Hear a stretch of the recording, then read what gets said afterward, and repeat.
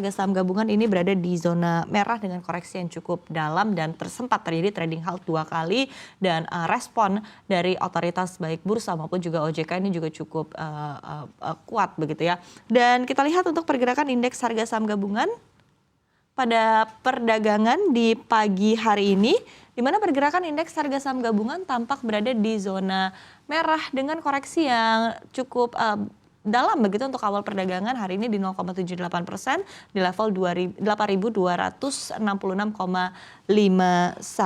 dan kita akan lihat seperti apa pergerakan secara sektoral di mana pergerakan indeks membuka perdagangan dengan pelemahan 66 basis poin dan kita akan lihat sektor-sektor mana saja yang menjadi penekan untuk laju indeks harga saham gabungan kita. Sektor finansial mampu bergerak menguat di 0,66%, sektor non-consumer di 0,30%, penguatannya non-consumer berada di 2,75%, koreksi pada perdagangan hari ini, sementara perindustrian melemah di 0,58%. Kita akan pantau untuk pergerakan sektor-sektor lainnya, sektor bahan baku bahkan tertekan paling dalam di 4,25% ya. Ada aksi jual yang cukup kencang untuk sektor ini.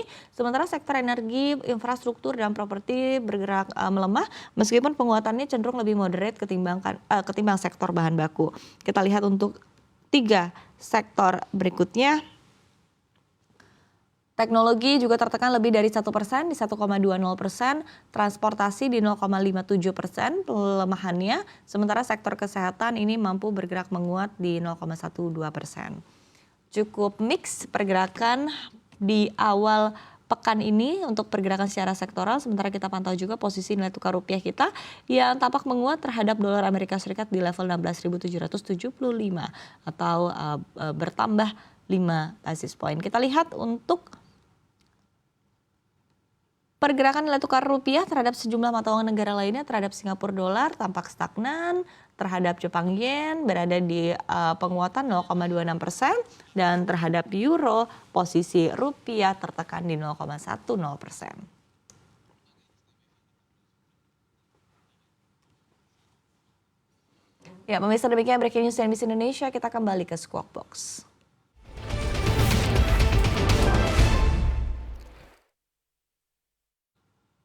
Ya, Mas Alvan, pagi hari ini dibuka memerah ya justru ya. Tapi seberapa jauh potensi indeks kita bisa berbalik arah sesuai dengan tadi sekali lagi ya. Karena kalau Menteri Keuangan di sosial media cukup kuat begitu ya, menyatakan bahwa hari Senin hijau kok gitu ya.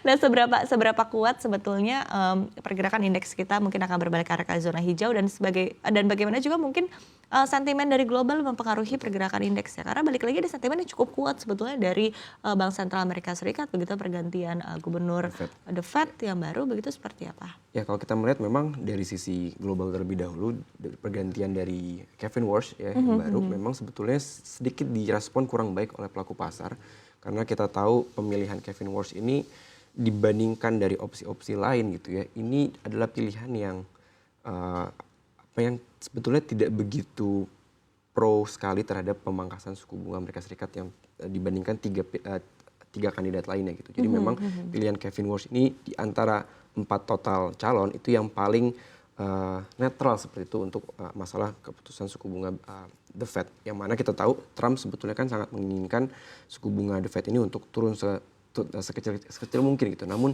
ketika Kevin Warsh dipilih, justru pelaku pasar itu merespon dengan negatif dan itu bisa terlihat dari perdagangan Wall Street di hari Jumat yang memerah gitu ya, seiring dengan pemilihan tersebut. Karena kita tahu Kevin Warsh ini bukan orang yang tipikal bisa disetir sedemikian rupa gitu ya untuk bisa menurunkan suku bunga Amerika Serikat serendah mungkin bahkan di bawah level 2% yang diinginkan oleh Trump. Dan dengan dipilihnya Kevin Warsh akhirnya pelaku pasar menilai bahwasannya Trump ini ternyata tidak dia masih mempedulikan greenback gitu ya. Karena tidak sepeduli, tidak seambi itu ya untuk memenuhi target 2%. Dan itu kan berbalik arah dari pernyataan Trump sendiri di pekan lalu bahwasannya dia menyatakan ketika dolar Amerika Serikat itu koreksi yang cukup dalam, dia menyatakan bahwasannya itu tidak masalah gitu. Justru semakin positif ketika dolarnya melemah gitu.